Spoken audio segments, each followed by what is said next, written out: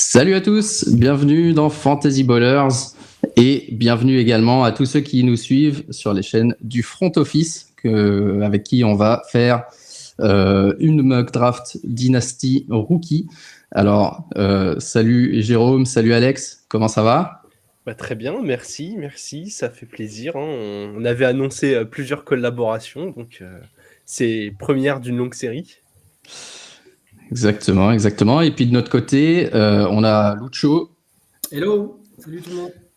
Et les frères Alex et Franz. Comment ça va les gars ? Bonsoir ça messieurs, super, merci bonsoir à tous. Alors ce soir, l'objectif c'est de faire une Dynasty Rookie Mock Draft. Car on sait qu'en Dynasty, à partir de la deuxième saison, on ne fait que drafter les rookies. Et c'est la saison des mock drafts. Est-ce que vous êtes dans des dynasties, Jérôme et Alex, est-ce que vous avez des rookie drafts à faire là, dans les semaines qui viennent ? On a déjà commencé une. On est sur une rookie draft où on avait le 1.01. Autant dire que notre saison s'est très bien passée l'année dernière. Mais on avait aussi Toujours bon signe. C'est une super flex. On avait aussi le 1.06 parce qu'on avait réussi quelques petits trades.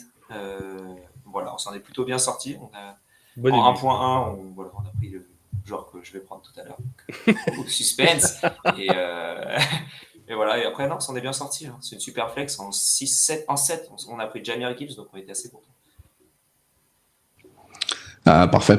On va voir ce que ça va donner là. Nous, de notre côté, on en a une aussi, mais on n'a pas commencé la draft parce que notre ami Nico est en vacances. Où ça ? Vietnam ? Thaïlande ? J'oublie à chaque fois les deux. Quelque part en Asie. Et ce mec, non seulement se permet des vacances en plein mois de mai, mais en plus nous fait perdre une semaine pour notre rookie draft. Donc vraiment, Nico, inacceptable. Avant de commencer la draft, je voulais juste qu'on passe deux mots d'abord sur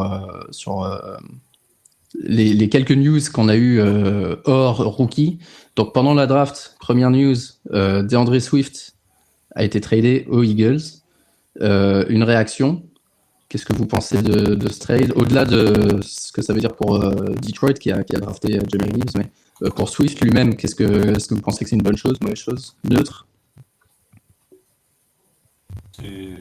Pour Swift, moi je pense que c'est une bonne nouvelle. Enfin, d'ailleurs, ça peut pas être pire que ce qu'il y avait aux Lions là, donc ça c'est que mon avis. En plus, en face, c'est entre guillemets que Rashad Penny, qui sort quand même qui est souvent blessé et qui risque d'être blessé encore. Donc, je pense que c'est une meilleure situation pour lui et c'est pas si mal. Assez d'accord. Globalement, on attendait un peu le trade quand on a vu la sélection de Jahmyr Gibbs. On savait pas trop où il allait aller. Il est allé dans l'équipe qui court le plus pour l'instant. Ça devrait continuer l'année prochaine. Elle devrait faire partie des équipes qui courent le plus. Il a cette double possibilité de capter des ballons. En fantasy, ça peut être intéressant s'il reste sur ses deux jambes, sur le terrain, à voir. Ouais, c'est clair. Ça peut être pas mal, mais le seul risque, à mon avis, c'est déjà, je sais pas si vous m'entendez mieux. Est-ce que c'est mieux que tout à l'heure ou c'est... Disons que ça ne grésille pas. C'est toujours aussi pourri, ok. Un problème de matériel, clairement. Ouais, le seul risque, c'est que Philly mène beaucoup au score. Le jeu de Swift, c'est aussi à la passe. Et entre la goal line qui sera pris par Hurts, les carries logiques, tant que Penny se baisse pas, seront pris par Penny et d'autres joueurs. Si Swift il a un rôle un peu comme Détroit, il aura moins cette opportunité-là qu'il avait avant. Mais bon, on verra. En tout cas, c'est mieux que s'il restait à Détroit, ça c'est sûr. Ok, deuxième news, moins importante, mais Adam Trautman, tradé aux Broncos. Est-ce que vous pensez que c'est un risque pour Greg Dulcich ou juste pour Albert O, je vais même pas essayer de dire son nom complet, ou pour aucun des deux et ça change strictement rien, c'est juste de la profondeur. Pour moi, c'est juste de la profondeur. Après, Dulcich, à quel point il est relevant en fantasy, c'est un petit peu compliqué de base, étant donné qu'en plus, il y a quand même du renfort en receveur qui est arrivé aussi et de la course. Donc, j'aurais été pas forcément hyper confiant à prendre Dulcich en fantasy. Je suis peut-être un tout petit peu moins, mais c'est pas ça qui va changer grand-chose pour ma part dans mon ranking de Dulcich sur les Titans. Ouais, globalement, j'ai envie de dire, Wilson a toutes les cartes en main pour faire une belle saison. On lui a apporté des armes au poste de tight end, au poste de receveur. Il a du matériel au sol. On a renforcé sa ligne. La défense était déjà correcte. Maintenant, c'est tout droit pour lui, quoi. On a changé le coach aussi. Ça, c'est Et le important. coach, ouais. C'est pour ça que Trotman vient. C'est parce que Oui. c'est le coach Ouais. qui est Sean Payton qui est là. Non, pour moi, l'information la plus importante dans le trade de Trotman, c'est pas pour Trotman, c'est pour Joan Johnson, le tight end des Saints. Des Saints. Lui, du coup, en termes de cote en fantasy, en tant que tight end, c'est beaucoup plus intéressant. Alors, il y a Taysom Hill, ok, mais bon, parce que ce mec-là, de toute façon, je sais pas où le foutre, Taysom Hill, mais Joan Johnson, ouais, c'est intéressant. Après, il n'a pas une énorme saison 2022, Trotman, je crois. Il était quand même bien moins utilisé. C'est pour des schémas spécifiques, Trotman. Et voilà. C'est pas bloqueur, mais bon, c'est tout. Voilà. Il a quand même que je crois que je viens de regarder, là, il a que 4 touchdowns en carrière, donc on va se calmer un peu. C'est ça. On n'a pas confiance à Dulcich. Ok, Latavius Murray signe aux Bills. Ils n'avaient pas drafté de running back. Est-ce que c'est important, ça mérite d'être mentionné, ou est-ce qu'il sera cut avant le début de la saison, ou est-ce que c'est vraiment du backup? Cut, peut-être pas. Après, il servira, il pourra peut-être servir si jamais il y a des blessures, etc. Je pense. C'est une mauvaise nouvelle. C'est plutôt pas mal pour Latavius Murray. Moi, je trouve que c'est un des joueurs qui a un peu un de ces backup QB qui, tous les ans, on se dit ouais, il est trop vieux, c'est qu'un backup. Et à chaque fois qu'il joue quelques matchs pour remplacer les blessures, en fait, il score. J'ai l'impression que c'est un deal gagnant-gagnant. Est-ce que ça affecte la value de... Ouais. Est-ce que ça affecte la value de James Cook, à ton avis? Non. Ça affecte peut-être la value, peut-être un peu la value de Damien Harris. Ouais, plutôt. Mais on en avait parlé d'ailleurs lors du live pré-draft de Damien Harris. Je trouve que ça pèse peut-être un tout petit peu sa value, mais bon. Il y a Naeem Hines aussi en 4e running back, donc. Il y a trop de monde. Non, je crois que James Cook. Avec Josh Allen, il y a trop de monde en tant que running back. Ouais, ça va à peine courir.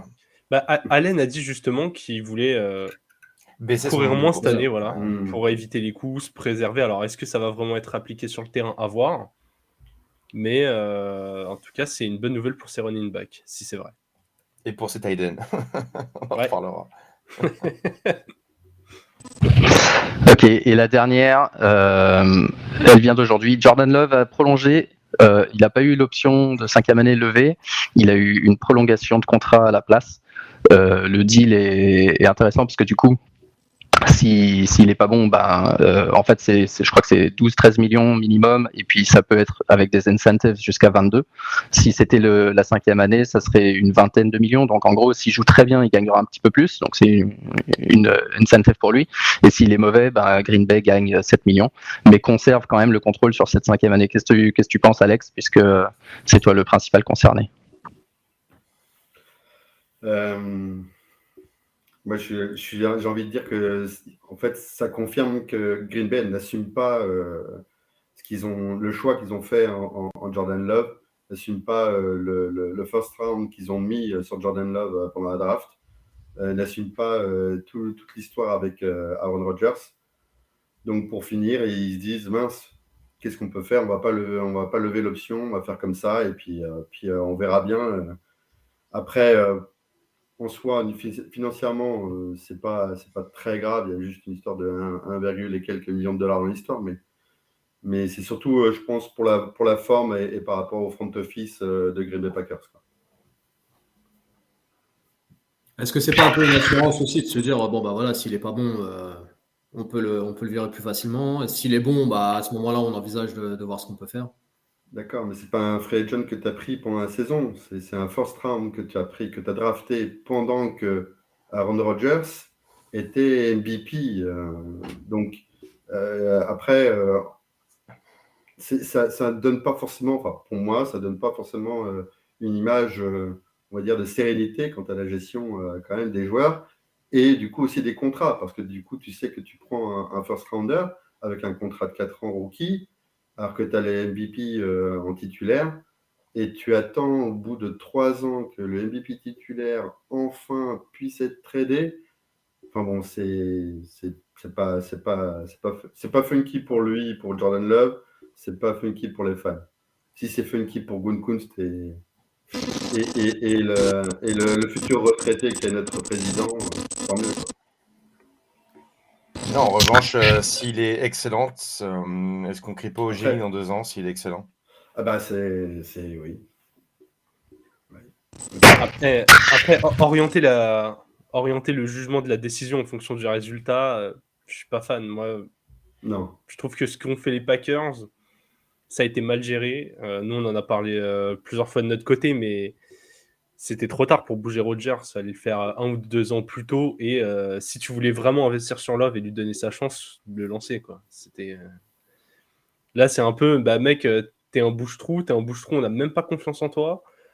On t'a mis plein de cibles, mais enfin, est-ce que c'est pour toi ou est-ce que c'est pour le futur QB qui aura l'avenir? Et puis en plus, ils lui disent avec la 5e année, tu peux gagner 20 millions, mais là, avec ce deal, tu peux gagner 22 millions.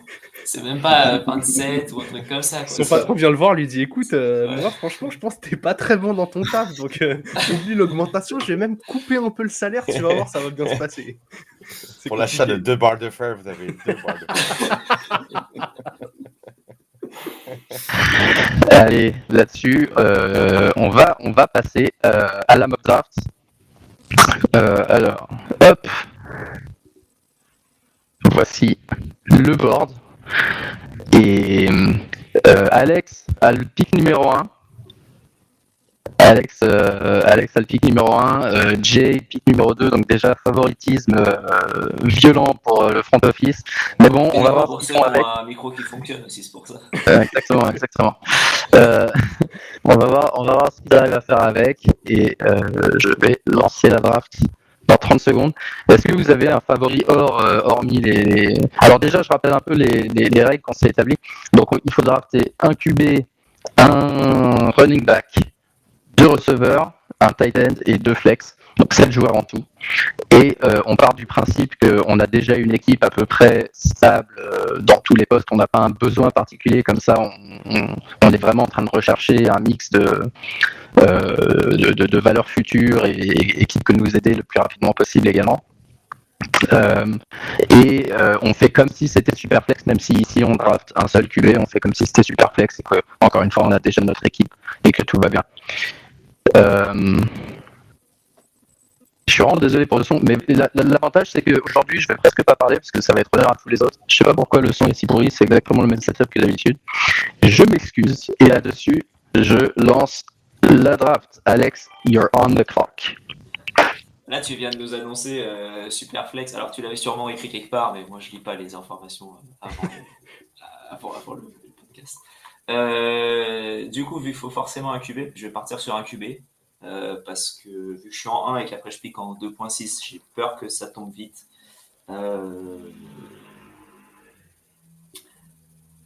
Voilà quoi. Ok. Allez. Ah mince, ça s'affiche pas. Ah si, ça s'affiche. Donc j'ai pris, pour ceux qui écoutent juste, j'ai pris Anthony Richardson simplement parce que je trouve que c'est le QB avec le plus gros upside, et si j'ai une équipe qui est complète, je veux un mec qui peut monter le plus haut possible, et donc du coup je prends Richardson. Écoute, je suis tellement surpris du cadeau que tu me fais que... Je suis surpris aussi. Hein. Ouais, t'as entendu le mot Superflex, tu t'es réveillé. Mais je vais quand même prendre Bijan Robinson. Tout le monde, en tout cas tous ceux qui suivent la NFL ont vu qu'il était tombé très tôt dans le premier tour. Il est présenté pour tout le monde comme un joueur générationnel. Il est tombé dans une des équipes qui court le plus, qui était, je crois, la 2e équipe avec le plus grand nombre de courses la saison dernière. Un coach qui adore courir, une ligne qui s'est encore renforcée. Pour moi, il n'y avait pas trop de doute. Et pensez à vous abonner un maximum, puisque Marc doit s'acheter un nouveau micro. Et juste un truc, France, c'est à toi. Je peux même faire pause si tu veux. Mais attends, je vais faire pause 30 secondes. Ouais, pour être sûr que tout le monde ait ses 45 secondes pour parler, dites le pic, expliquez pourquoi, et ensuite sélectionnez-le comme ça. Ça, on ne peut pas craquer la cloque du mec d'après. Allez, c'est parti. Eh bien, moi, du coup, je vais choisir CJ Stroud. J'ai pas mal hésité, bien entendu, au numéro 3, tout dépendamment de ce que vous alliez faire. Bon, évidemment, tout dépend du QB, de l'autre QB qu'on a lors de la Superflex, à quel point on est confiant. Mais là, pour moi, c'est le quarterback d'une équipe qui est quand même plutôt complète, qui a quand même pas mal d'armes, qui est prête. J'aurais pu prendre Bryce Young, bien entendu. J'ai pas voulu faire mon homer. Je prends CJ Stroud. Et je pense que je serais très content dans une Superflex avec ce rookie. Au-delà de Homer, tu penses que dans 5 ans, Stroud il sera au-dessus Bryce Young? Non. Ok. Non, je pense que Bryce Young est aujourd'hui meilleur et sera toujours meilleur que Stroud dans 5 ans. Alors après, tout va dépendre des choix de Houston, mais pour moi, Bryce Young est day one ready et sera constant. Alex, on a commencé la draft, au fait. Oui. Oui. Alors, vous pouvez m'appeler Lala, du coup, parce que ça évite, comme il y a 2 Alex. Ouais. Vous avez le droit de m'appeler Lala. Donc, moi, ce que je vais... Tu cherches Aaron Rodgers? Il cherchait à Green Bay, il l'a pas trouvé. Il l'a pas trouvé, il l'a pas trouvé. Non, mais en fait, il y a un petit casquette, mais du coup, casse-tête, je veux dire, mais du coup, oui, je prends Bryce Young parce qu'il faut prendre un QB et que après ces 3 QB là, on est à un autre niveau. Donc c'est évident que je prends Bryce Young qui est le dernier gros QB de cette draft en rookie. Ok, moi je vais partir plutôt sur un RB, je vais partir sur Gibbs, qui pour moi aura forcément du travail dans l'offense des Lions. Le départ de Swift lui a ouvert quand même pas mal de portes. Après, peut-être qu'il n'aura pas les goal lines parce qu'il y a Montgomery qui a un physique peut-être un peu plus imposant. Mais c'est quelqu'un qui aura des courses, qui aura du jeu, qui peut être bon aussi à la passe, etc. Donc, je pense que je vais partir sur Gibbs avec une bonne production stat des chances. Parfait. Alors, du coup, de mon côté, les QB, les 3 intéressants sont partis. Les 2 running backs qui méritent d'être pris très haut sont partis. Donc, du coup, je vais construire mon roster autour de receveurs. Et sans grande surprise, je pense, je vais prendre Jackson Smith Njigba et Jordan Addison. Smith Njigba, il a un landing spot qui est pas ouf pour la première année. Surtout à Seattle, il va jouer autour de DK Metcalf et Tyler Lockett, merci.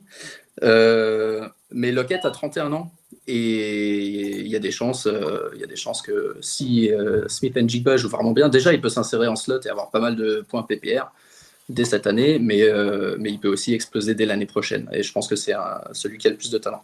Et en deuxième, Jordan Addison, qui lui est plus le pick safe pour avoir un impact un peu plus dès cette année. À Minnesota, je le vois bien s'aligner dans le slot, mais en étant la 2e arme principale devant Hawkinson et derrière Justin Jefferson, pour une équipe qui l'année dernière passait beaucoup le ballon, malgré la présence de Cook et Mattison, il passait beaucoup le ballon. Donc il y aura des targets dès cette année pour Jordan Addison. Toc. Il m'embête là. T'aurais pu me laisser Addison quand même, je l'aime bien. Mais écoute, je vais partir aussi sur un receveur. Après, j'hésite parce que là, Johnston et Flowers pour moi sont relativement proches dans les projections. Je vais plus partir sur Flowers parce que il a un profil qui est plus, je pense, axé dans le slot. Donc, au niveau des Ravens, je pense que ça serait mieux dans ce pic-là. Maintenant, voilà. J'ai beaucoup hésité quand même, mais je pense que Flowers devrait être légèrement au-dessus de Johnston au niveau des productions à la fin de l'année. Lucho, tu penses pas que Johnston va jouer dans le slot? Je sais pas, parce qu'il a tendance aussi à jouer à l'extérieur à l'université, donc je sais pas. Je t'avoue qu'après, Allen prend beaucoup de place aussi dans le slot. Je sais pas trop. Franchement, je t'avoue que c'est compliqué de choisir entre les deux. Pour moi, de toute façon, tous les receveurs rookies quasiment vont démarrer globalement dans le slot. C'est évident, c'est comme ça qu'ils vont apprendre, parce que comme on était sur une QV de receveurs pas d'un très gros niveau, donc du coup, il faut que je choisisse là maintenant, Marc, parce que j'ai plus rien. Non, Marc, allô? Je fais quoi maintenant? Je prends. Allez, bon. Alors du coup, je prends Quentin Johnston, moi, de mon côté, parce que c'est le receveur numéro 3 des Chargers, derrière Josh Allen et Mike Williams. Ça fait un peu doublon physiquement par rapport à Mike Williams. C'est des grands costauds. Mais Mike Williams, comme il a aussi tendance à se blesser, c'est une top aubaine d'avoir Quentin Johnston en draft. Pas mal, pas mal. Bon, tout ça, c'était bien rigolo. Mais moi, le prochain dans mon board, c'est mon numéro 9 dans mon board des rookies. Je le prends maintenant et c'est Sam Laporta. Oh. Je prends Sam Laporta parce Ça, j'aime que, beaucoup. premièrement, il va jouer tout de suite. Et moi, c'est bien beau la dynastie, mais c'est peut-être pour gagner dans quelques années. Mais moi, j'aime bien gagner tout de suite. Et donc, je veux des joueurs qui jouent. Donc, je veux des joueurs qui aient moins de concurrence. Et Sam Laporta, moi, je l'adore. S'il reste en bonne santé, il a des mains incroyables. Et Jared Goff, il va le kiffer. Et il va être productif tout de suite et pendant de nombreuses années. Et Dalton Kincaid, on l'adore tous, mais il y a Dawson Knox. Donc, je prends Sam Laporta. Eh bien, je vais pouvoir enchaîner sur ce que tu dis, puisque moi, je vais aller sur Kincaid. Je pense pas que Dawson Knox va être un gros souci. Il a été régulièrement blessé ces dernières années. Je suis pas sûr qu'il le trouve si fiable que ça pour avoir pris Kincaid aussi haut. Et je pense que d'être associé avec Josh Allen lui permet d'être quand même vachement valuable tout de suite et pour le futur. Donc voilà, sans hésiter, celui que je trouve le plus intéressant parmi les Titans du board. Et il va être intéressant en red zone aussi, je pense. Ouais. C'est évidemment un super choix. Je te remercie. Ouais, là je trouve qu'il y a un petit écart un peu avec le reste. C'était plus simple le premier pick, on va dire, que le dernier pick du tour 1. Pour encore une fois, je vais partir sur le fait que je pique pas pendant longtemps derrière. Enfin, j'ai 2 picks à la suite, mais je pique pas pendant longtemps derrière. Donc je vais bloquer la position de tight end et pour le coup, je vais prendre celui que je préfère aux deux qui sont sortis avant. C'est Michael Mayer des Riders. Je trouve qu'il y a une place qui s'est libérée. Bon, il y a toujours Adams à côté, mais je pense que Garoppolo, il peut lancer des ballons au tight end. Il a une petite habitude, on va dire. Donc partir sur Mayer, en plus qui a été pris très haut par les Riders, donc je me dis qu'il y a une petite chance de faire quelque chose. Et ensuite, là où la question se pose, et je vais prendre un running back et je vais faire un choix d'équipe parce que je suis pour les Dolphins, donc je vais partir sur Devon Achane parce que je pense que c'est celui qui a la meilleure situation de ceux qui sont encore disponibles. J'ai un peu du mal avec Charbonnet, avec Walker, mais voilà. Et sachant que si j'avais un choix au milieu, j'aurais peut-être pu le prendre au 4e, mais là c'est un peu compliqué. Bien écoute, moi je vais partir sur pas si simple. Ouais, je pique pas pendant longtemps. C'est qui ce joueur pas si simple? Alors pas si simple, bien justement en tant que fan des Titans, il s'appelle Will Levis parce qu'il est dans une situation pas si simple. Il a devant lui un Ryan Tannehill dont je pense ça sera la dernière année avec les Titans. Peut-être même que Levis pourrait prendre le poste en cours d'année en fonction de comment ça se passe.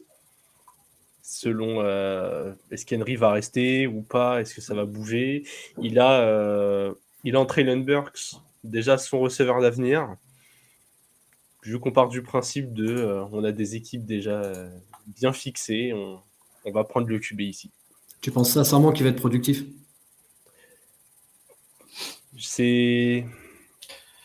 Honnêtement, je sais pas. Je connais pas assez le prospect pour imaginer comment ça peut se traduire en NFL. Après, ça peut pas être pire que ce qu'a fait Tannehill l'année dernière. Hein, donc, en tout cas, je pense qu'il aura sa chance. Alors, s'il arrive à la saisir, il peut être très intéressant. Sinon, ce sera un 3e pick dynastie, pas trop chèrement payé sur un QB qui pourrait être titulaire dès cette année. Ça se tient, ça se tient. Eh bien, moi, j'ai pris quarterback, j'ai pris Sam Laporta à tight end, et il faut peut-être que je prenne un receveur. Et ben, je vais prendre le numéro 3 de mon board, et c'est Jayden Reed de Green Bay. C'est le numéro 3 de mon board parce que je pense qu'il peut être productif tout de suite dans le slot. Vous allez entendre ça beaucoup aujourd'hui. Hein. Dans le slot. Mais c'est vrai. Et Roméo Doubs, qui peut jouer un peu partout, peut peut-être se focus sur certains tracés. Et Jayden Reed, le backup et surtout sur les tracés vers l'intérieur, quand on a un Watson qui va plus partir et tirer la défense verticalement. Donc moi, Jayden Reed, il peut être effectif tout de suite, efficace tout de suite, et certainement être une bonne surprise dans les années à venir pour Green Bay, qui en a besoin. T'as pas peur avec la draft de, je crois, 2 receveurs plus 2 tight ends et un QB dont on n'est pas trop sûr que finalement les ballons soient énormément partagés? Alors moi, quand je suis pas, si j'ai un quarterback qui est pas forcément à l'aise, je vais lui trouver des cibles courtes. Ouais. Ils ont pris 2 tight ends et un joueur de slot. Okay, ouais. Donc, est-ce que ça sera pas Aaron Jones, justement? Alors oui, moi j'étais le premier à dire que la value des running backs n'allait pas baisser plus que ça. Néanmoins, il faut que je prenne un receveur. Et je peux pas prendre Aaron Jones. Donc, je prends Jayden Reed, qui est pour moi numéro 3 dans mon board. Ton board, il peut être trouvé quelque part, que je sache comment piquer le prochain pick. Je l'ai là, je peux le partager. En gros, tu as pris un mec de special team, France, c'est bien. Moi, je vais prendre. J'ai pris donc Charbonnet parce que c'est le meilleur running back sur mon board à moi, après ceux qui ont été pris, et encore. Mais après, par rapport à Kenneth Walker, je pense qu'il va y avoir une grosse rotation parce que déjà, il s'est blessé un peu à la cheville, notamment en fin de saison. Donc, ils vont faire très attention à Kenneth Walker. Donc, c'est pour ça qu'ils ont drafté Zach Charbonnet. Donc là, moi, je vais partir sur un receveur. Je vais partir sur Josh Downs, qui a été drafté par les Colts. C'est un très bon route runner dans les tracés courts, dans les tracés intermédiaires. Donc, je pense que dans le slot, il va pouvoir faire jouer un peu sa vitesse et sa petite taille. Et il a surveillé aussi en red zone parce que il a marqué pas mal de TD l'an dernier. Donc, ça va être un profil intéressant dans une offense où il n'y a pas forcément grand monde derrière Pittman. Tout le monde doit plus ou moins confirmer. Donc, il y a une place à prendre pour lui. Parfait, à moi. Alors, je vais commencer. J'ai 2 picks, alors je vais les faire dans l'ordre. Tiens, comme ça respectera l'ordre de mon board. Je vais commencer avec un 3e receveur, Marvin Mims, à Denver. Encore une fois, un peu comme Smith Njigba, pas un super rôle cette année, d'autant plus que j'ai vu qu'ils ont pris la 5e année de Jerry Jeudy. Mais c'est un bon joueur et je pense qu'il a un chemin vers plus de volume d'ici 1 an ou 2 dans une offense qui pourrait ne peut que s'améliorer par rapport à l'année dernière, à mon avis, avec Russell Wilson qui sait toujours faire une passe, en espérant. Donc j'aime bien le potentiel de Mims. Et ensuite, je vais prendre mon running back, la personne de Kendre Miller qui a signé aux Saints. Un profil de potentiel 3-down back, en tout cas bon sur le early downs. Alors lui aussi, hein, ça va être un peu un thème, vu que je pique en 6, j'ai pas pu avoir les mecs qui sont leaders dès le départ. Mais lui aussi barré par Kamara et Jamal Williams. Kamara, potentielle suspension cette année, donc ça ouvrira un petit peu du temps de jeu à Miller. Et Jamal Williams, il ne va pas durer éternellement. Donc pareil, d'ici 1 an ou 2, c'est quelqu'un qui pourrait être le lead back des Saints. Et ça, c'est un rôle qui m'intéresse. Gros physique surtout. Donc là... ça a écrémé là. Ouais, comme tu dis. Il faut dire que comme en plus la QV des rookies était pas top, donc c'est vite difficile, quoi. Écoute, je vais partir sur mon QB, je vais partir sur Hooker. Alors peut-être un peu vieux, pas toujours sûr, il sort de blessure, pas mal d'interrogations sur lui, mais je pense que derrière Goff, alors peut-être pas productif cette année, mais derrière Goff, je pense qu'il peut apprendre. Et peut-être que avec les années, peut-être qu'il arrivera justement à sortir derrière Goff et à être intéressant. C'est plus un pari qu'autre chose. Il y a de gros risques quand même. C'est quelqu'un qui peut être bon aussi à la course, qui a une bonne vitesse. Voilà, maintenant, ça a surveillé au niveau des blessures, pas mal de problèmes au niveau de la lecture de défense, etc. Mais on va dire que c'est un pari à prendre. Ok. Écoutez, comme j'ai pris Bryce Young, je vais prendre un receveur. Oui, Mingo montre-le-moi. Allez là. Mingo. Voilà. Parce que Mingo, potentiellement, c'est un peu comme Bouty avec New England. C'est potentiellement un monstre. Et si ça clique intellectuellement et sportivement, ça peut être un tueur. Et j'adore les deux frères qui font du reverse jinx l'un envers l'autre. Un qui prend Rich, qui va prendre Musgrave maintenant. L'autre qui prend Mingo et Bryce Young. Non, mais on vous voit, les mecs, on vous voit. Non, mais bon, j'adore la subjectivité de mon frère par rapport à Green Bay. Mais c'est sûr qu'un special team au 2e tour de la draft, je sais que t'es pas Guntkunst, mais quand même. Personne n'a rien dit sur Marvin Mims, qui est bien un beau Rich aussi, mais c'est pas grave. Je vais partir sur... puisqu'il a pris Kendre Biner, je vais continuer sur receveur. Et moi, je vais faire confiance... moi, il est où? Parce que j'ai plus mon... Hop. Je prends Rashee Rice. Qui t'a piqué.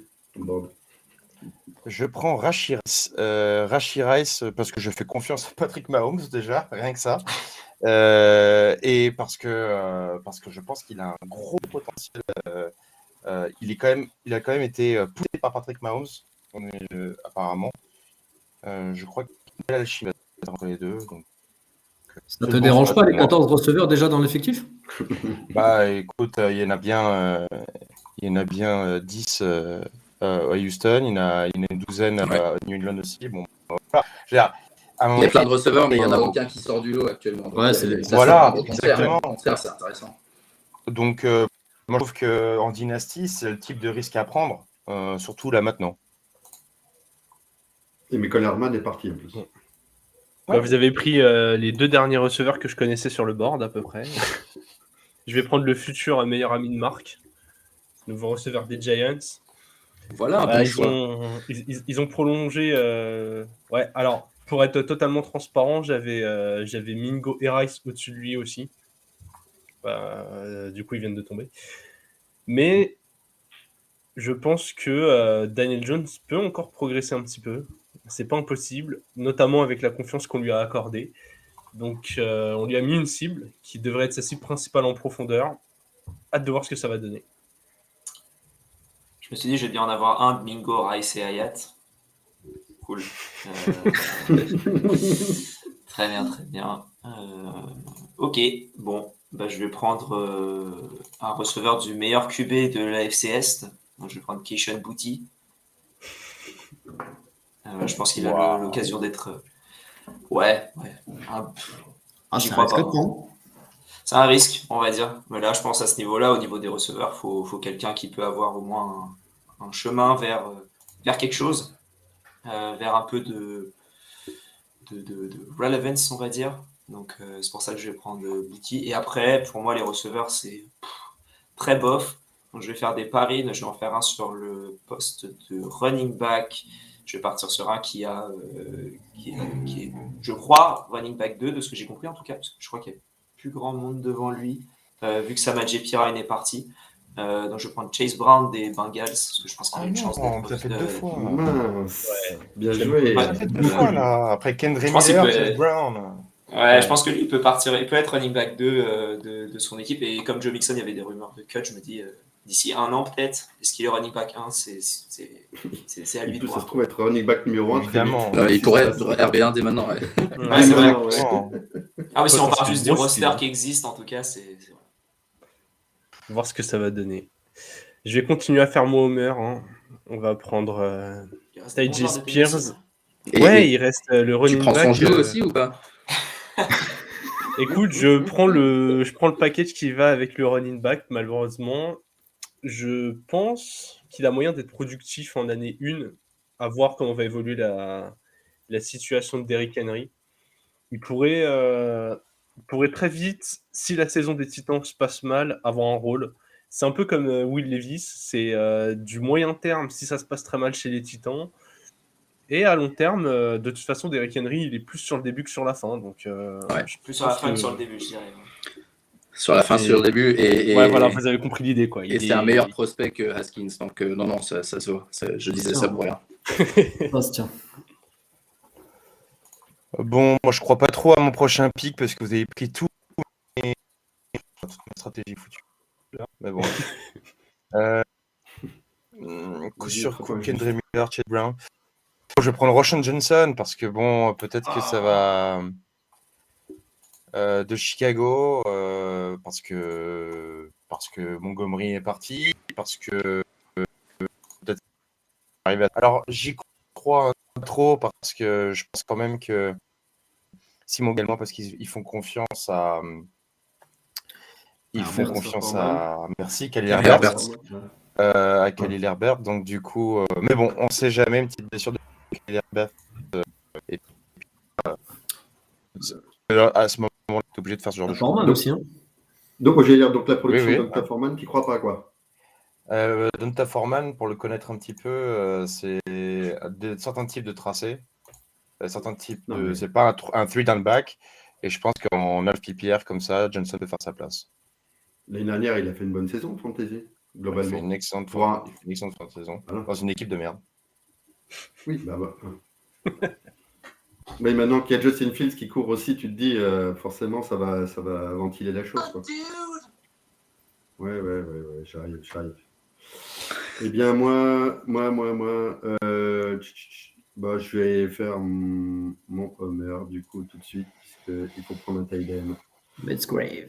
Je vais prendre Musgrave, qui est un des meilleurs pass catchers purs de cette draft de tight end,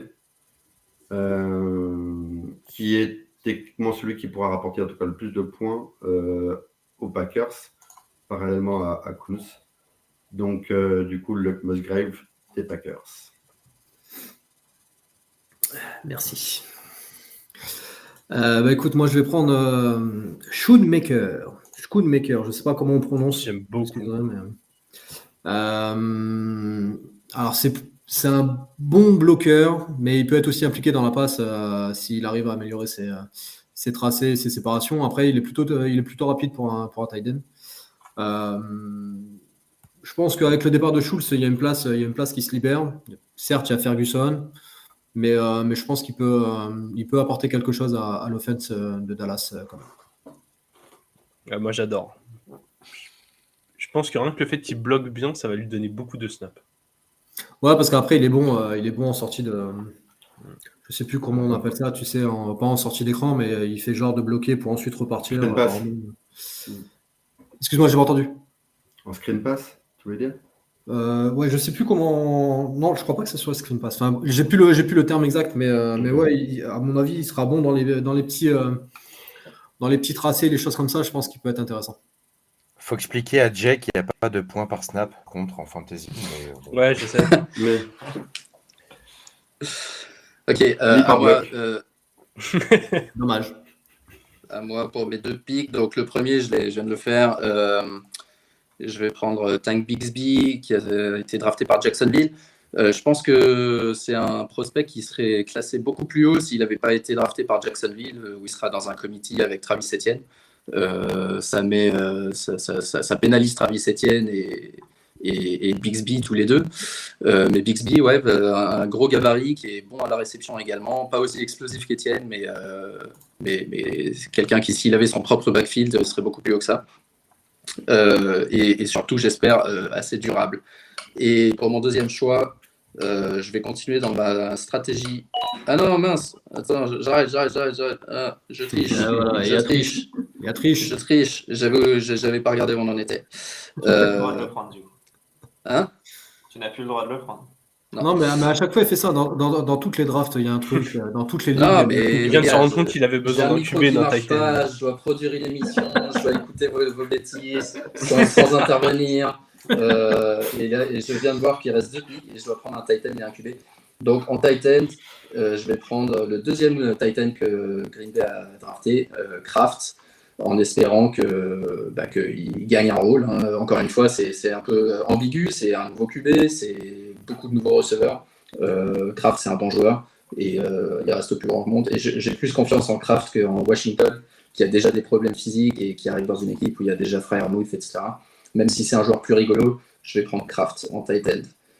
Et Washington, il a plus un profil de bloqueur que de receveur. Exact. Ouais. Alors moi, je vais partir sur Zach Evans en running back. Je pense qu'il arrive dans un backfield où ça va être intéressant, avec Cam Akers qui est souvent blessé. C'est un gros physique, c'est quelqu'un qui n'a pas peur d'aller au contact, qui peut gagner des yards après contact, etc. Donc je pense que Zach Evans, il peut, sur le long terme, je pense qu'il peut prendre le lead derrière Cam Akers et même dépasser Cam Akers assez rapidement.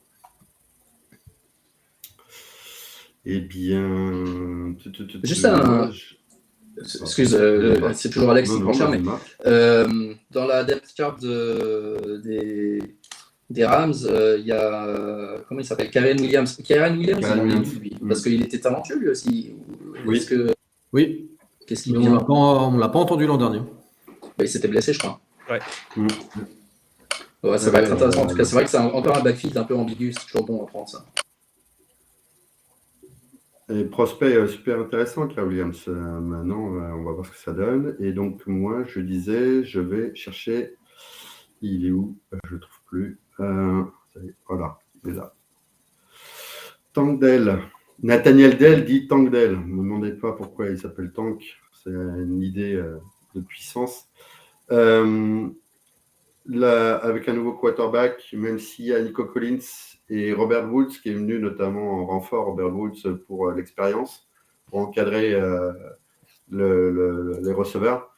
Dell est pour moi un receveur qui a beaucoup de talent, qui est parti beaucoup plus tard que prévu à cette draft. Donc, pour moi, Dell est un receveur à prendre en dynastie.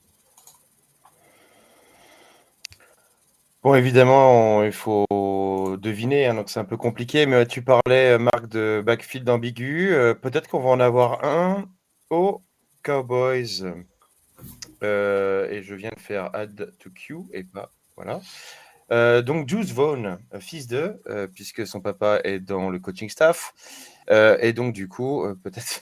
non, je déconne. Peut-être qu'il va gagner sa place parce que papa le pousse. Non, mais... En vrai, Tony Pollard, ça va être la première année où il est numéro 1. On ne sait pas trop ce qui va se passer. Et Juice Vaughn a un bon profil pour être un numéro 2 qui peut embêter Tony Pollard sur certains types de jeux appelés. Donc, c'est intéressant de voir ce que ça va donner. Eh bien, pour moi, ce sera Cédric Tillman. Alors, c'est plus un pari long terme, puisque actuellement, il y a encore... Amari Cooper, Donovan Peoples-Jones, Elijah Moore qui sont allés chercher dans un trade pour les squads. Donc, il apparaît comme le receveur 4. Amari Cooper est plus tout jeune. Elijah Moore, à voir s'il arrive à s'intégrer mieux que ce qu'il a fait chez les Jets. En tout cas, il a le profil pour réussir. Il fait partie de ces receveurs très grands, capables d'être ciblés dans la end zone. Donc, en cas de blessure, je pense qu'on le verra dès l'année prochaine. Une fois que tu me voles le joueur que je voulais, et après les receveurs, c'est vrai que c'est assez risqué, on va dire. C'est assez faiblard, je trouve. Je vais gagner du temps. Je vais prendre un deuxième tight end parce qu'on n'a jamais trop de tight end. Et que vu qu'ils se cassent tous la gueule tout le temps, on peut peut-être en prendre un qui va marcher. Du coup, je vais prendre Darnell Washington qui, certes, a des problèmes physiques, mais peut fonctionner, je pense. Donc, voilà. Puis, il suffit qu'il fasse 8 points et il sera toujours meilleur que le tight end que j'ai, je pense, dans l'équipe, si jamais c'est une équipe que j'ai. Donc, je vais prendre Darnell. Ouais. Et ensuite, un receveur, et là, je vais faire plouf-plouf. Et écoute, je pense que je vais prendre Michael Wilson des Cardinals parce que avec DeAndre Hopkins qui peut partir pas cette année mais l'année prochaine. Alors certes, il reste Hollywood Brown, il reste Rondale Moore, mais c'est que des joueurs qui, j'ai l'impression, se blessent tout le temps, même Hopkins. Donc peut-être qu'il aura des chances d'avoir des snaps cette année et on verra après sur les années suivantes. Mais niveau receveur, j'aime pas du tout ma draft. Donc c'est bon à savoir ça pour la suite. Ok, déjà de retour ici. Je vais finir avec un autre receveur. Je vais aller clairement sur un de mes chouchous de cette draft, Puka Nacua, le receveur drafté par les Rams. J'ai lu pas mal de choses sur lui qui m'ont intéressé. Et globalement, il y a pas mal de traits de comparaison, pas mal de métriques. On le met dans des catégories de receveurs qui ont réussi en NFL. Et surtout, ce qui m'intéresse chez lui, c'est que derrière Cooper Kupp, entre Ben Skowronek et Van Jefferson, il n'y a pas vraiment de terreur. Il va avoir Stafford pendant encore au moins un an, à voir quelle sera pendant la 3 semaines.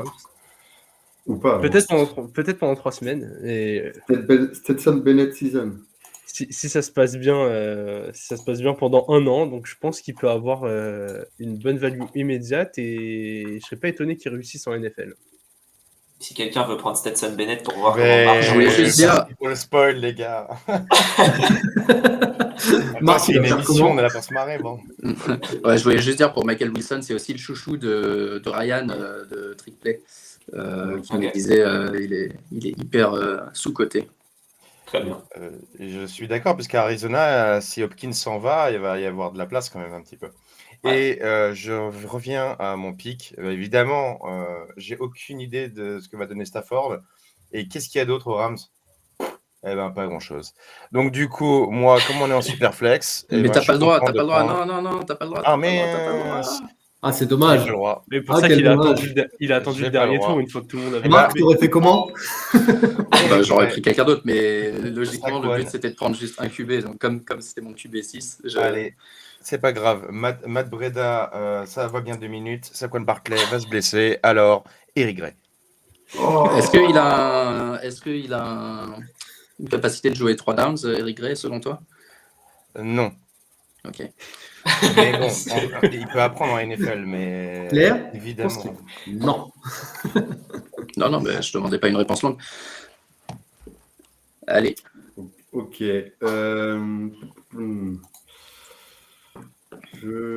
Franchement, j'hésite énormément. Maintenant, je pense que je vais m'orienter vers l'autre receveur de Houston, qui a aussi un potentiel important, et aussi et incompréhensiblement très très tard dernière draft, c'est Xavier Hutchinson, donc de Houston, qui a un super potentiel. Et je me dis dans cette stratégie que si jamais Dell ne fonctionne pas, j'ai Hutchinson et inversement. Mais au moins, j'ai un futur receveur avec le futur quarterback de Houston.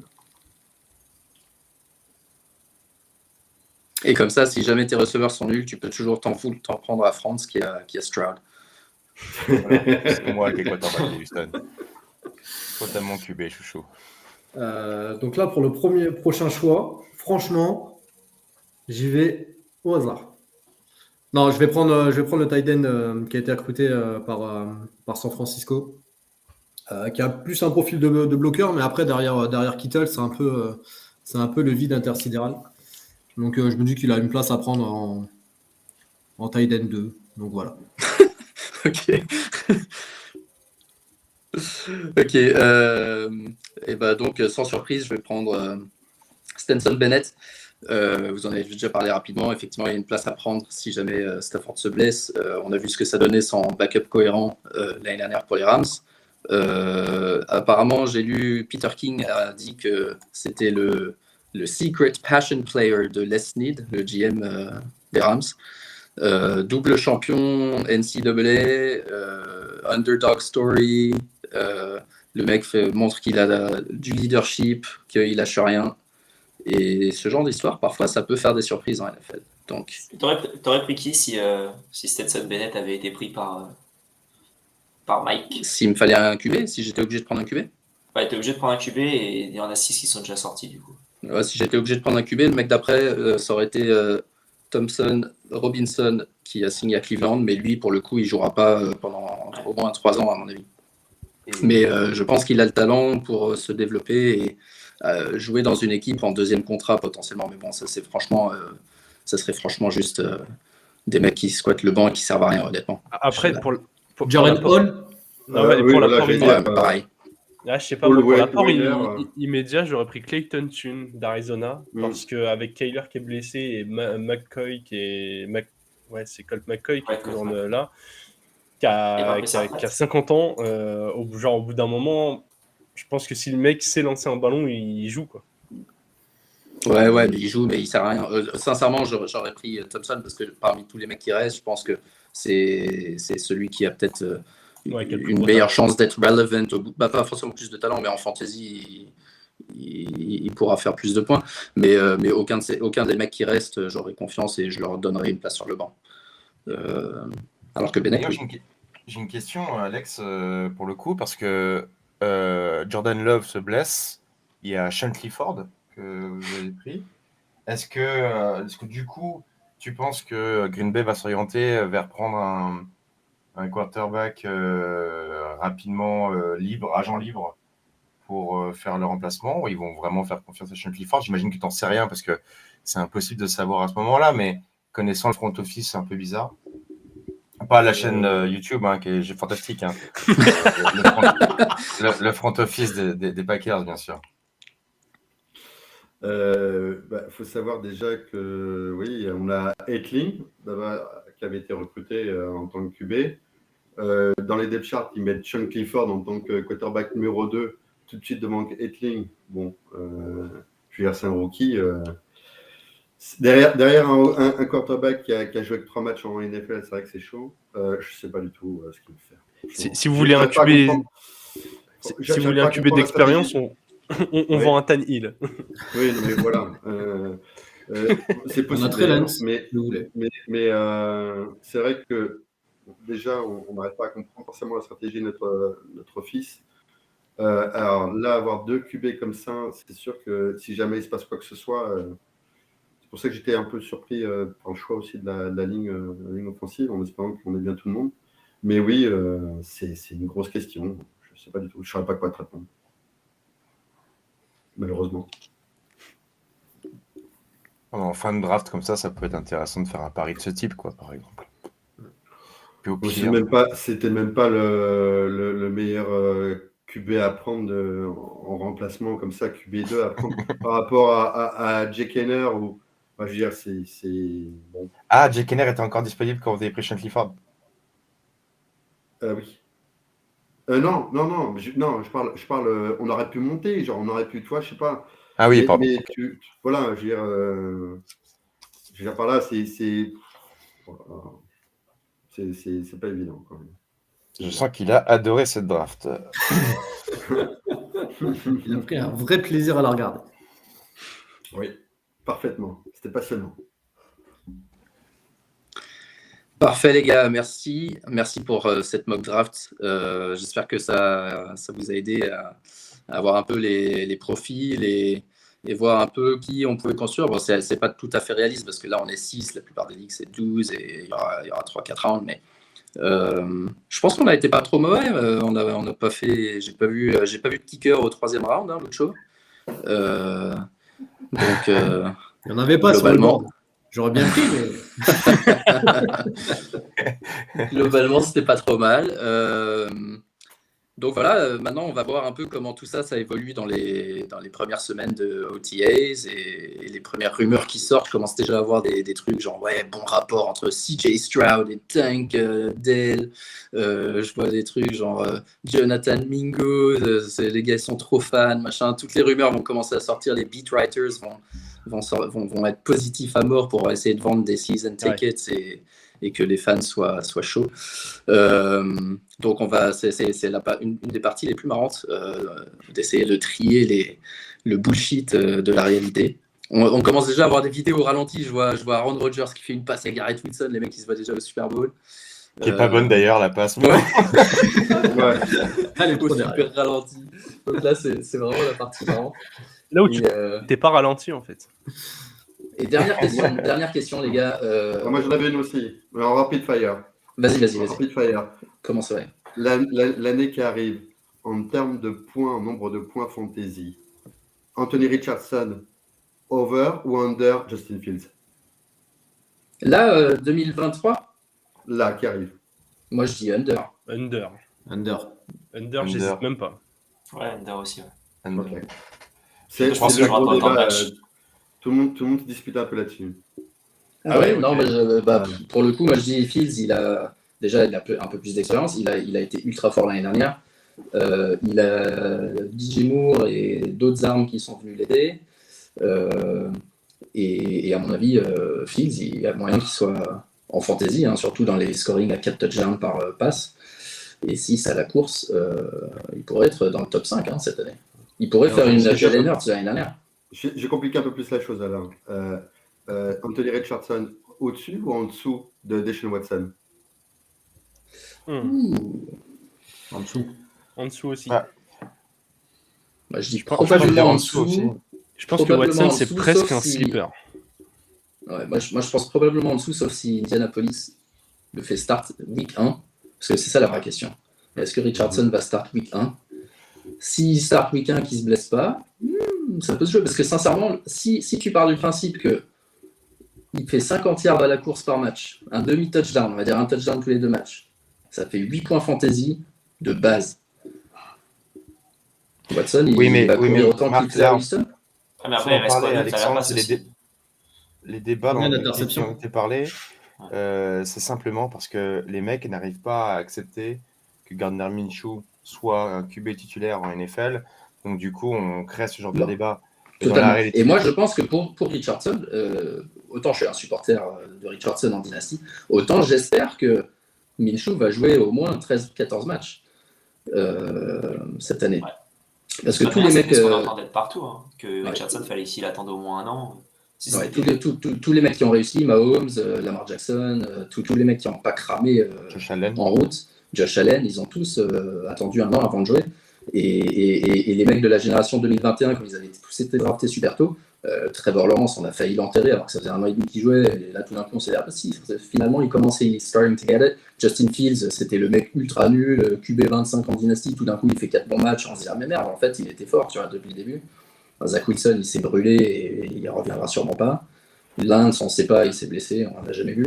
Donc finalement, moi je serais pour qu'il cite au moins la moitié de l'année. Justement, est-ce que les Colts vont pas avoir envie de faire comme les Jaguars, à se dire, on fait jouer Anthony Richardson, s'il n'est pas bon, ce sera comme Trevor Lawrence, tant pis, on verra l'année d'après et on utilisera cet argument. Et si ça se passe bien, bah, tu as ton QB profil moderne. Parce que les Colts, ça fait 3 ans, les mecs, qu'on leur répète, on leur dit, vous avez laissé passer votre fenêtre, vous n'avez pas votre QB, vous aviez des bonnes lignes, bonne défense, enfin, l'effectif était complet, il manquait que la dernière pièce. Moi, j'ai un peu peur qu'ils fassent le choix de précipiter le truc et qu'ils se disent, s'il n'est pas bon, on dira, bah, regardez Trevor Lawrence, et si ça marche, on dira, bah oui, bien sûr, regardez Hurts et Fields, il est pareil qu'eux, quoi. Et la pression populaire. Ouais, aussi. Moi, j'ai un peu peur de ça. Il faut voir comment se passe l'été déjà, mais je pense que Richardson, perso, ça c'est mon avis après avoir regardé un petit peu et m'être informé, parce qu'encore une fois, je regarde pas trop le collège, donc je peux pas dire ce que j'ai vu à Florida, mais je pense qu'il est plus prêt que ce que beaucoup de gens pensent. Okay. Il est plus proche d'être prêt parce qu'il a certaines armes qu'il a déjà compris dans sa gestion d'embrouiller les défenseurs, de les lignes de mauvais endroits, etc. Et ensuite, son athlétisme peut faire le reste. Donc évidemment, il y a plein de trucs où il va faire des erreurs et tout ça, c'est un rookie, c'est normal. Mais je pense qu'il est un peu plus près que ce qu'on dit. Mais que s'il start direct et que tout le monde pense que ça va être une star dès le départ, ça risque de... Il faudra qu'il soit bien entouré, quoi, dans sa tête. Mais je pense que, idéalement, Minshew joue, parce que Minshew, il est super compétent. Et après, on voit ce que ça donne. Mais, ça serait très cool. Avec Jérôme, on a Minshew sur une Ligue Dynasty. Si ça ne peut, où on manque cruellement de QB, alors s'il peut jouer, ça peut nous rendre service. Je suis un grand fan, d'où la moustache. Mais en revanche, ce que je veux dire, c'est que Richardson, je pense vraiment, par rapport à son style de jeu, qu'il soit bon ou mauvais dans la réalité, il sera en top 12 en fantasy. Parce qu'il part avec un floor super élevé de points, même s'il fait des interceptions, on s'en fout, ça coûte moins 1. Enfin, encore une fois, c'est le cheat code parce que le scoring fantasy est mal foutu. Donc il aura au moins il aura un floor tellement élevé que ça vaudra. Oui, la grande question, c'est est-ce qu'il va avoir le terrain? C'est donc toute la question réside là. Est-ce qu'il voit le terrain? Et s'il voit le terrain, mais d'ailleurs Minshew c'est pareil. Je veux dire, il y a des armes aux Colts. Hein. Il y a quand même un gros parc de receveurs. Il y a Jonathan Taylor. Il y a une ligne qui est pas comme à l'époque, mais qui est quand même correcte. Donc, est-ce qu'il voit le terrain ou non? S'il voit le terrain, c'est boom fantasy. S'il voit pas le terrain, c'est mort. Ouais. Et bien sur ces belles paroles, sur Anthony Richardson, merci encore les gars, merci à vous. De notre côté, alors déjà front office, qu'est-ce que vous avez prévu dans les prochaines semaines? On va faire une tier list de chaque équipe de la draft, histoire de voir un peu ce que ça peut donner. Il va falloir qu'on travaille toutes les drafts du coup pour faire ça. C'est l'heure du conseil de classe. Ouais, exactement. Ouais, voilà, exactement. c'est ça. Donc déjà, les draft grade aussi? Vous donnez des notes? En soi, on va le faire en même temps, vu qu'on va faire on va les mettre en tiers. On va voir si on fait AFC puis NFC, mais en tout cas c'est le plan. Et puis on a nos 2 programmes qu'on a commencé le mois dernier avec la bye week où Jérôme interview quelqu'un de la communauté francophone et la Game Zone où on fait du coup des jeux. Donc voilà. Si vous n'avez pas vu le premier, c'est dispo sur notre chaîne YouTube. Donc allez voir. Et puis le prochain sera dans 2 semaines. Gros boulot pour la Game Zone. Ouais, excellent. Gros boulot. Ah bah merci, ça fait plaisir. C'est hyper plaisant. Et de notre côté, on va faire une petite pause maintenant que la draft est passée, je pense. En tout cas, au niveau des podcasts, on va suivre évidemment, comme on a dit, les rumeurs d'OTA. On va voir tout ce qui se passe et comment ça peut faire évoluer.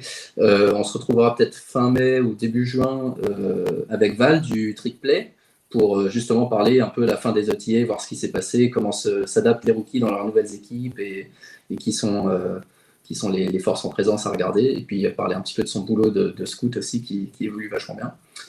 Et voilà, donc on se retrouvera pour le prochain podcast un petit peu plus tard.